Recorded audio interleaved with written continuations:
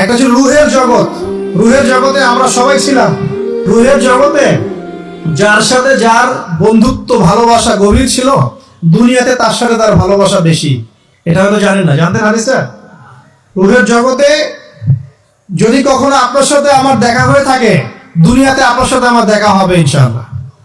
রুহের জগতে যদি আপনার আমার মধ্যে ঘনিষ্ঠ ভালোবাসা থেকে থাকে, এখানেও ভালোবাসা হয়ে যাবে ইনশাআল্লাহ। এটা বলে আমি আবার তোমাদের বয়ফ্রেন্ড গার্লফ্রেন্ড ভালোবাসা বুঝাই নাই, ওই ভালোবাসার কথা বলি না। আবার রুহের জগতে বিদ্বেষ, এখানেও দেখবেন বিদ্বেষ। ওটা একটা জগৎ ছিল যেখানে আল্লাহ পাক সমস্ত আদম সন্তানকে সৃষ্টি করে তাদের রূহটাকে রেখেছিলেন এবং ওয়াদা নিয়েছেন।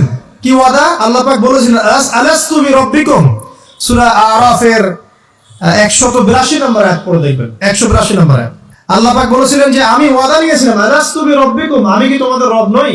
আমরা সবাই বলেছিলাম বেলা ইয়া রব্বি, অবশ্যই আপনি আমাদের রব। দুনিয়াতে এসে আমরা ভুলে গেছি।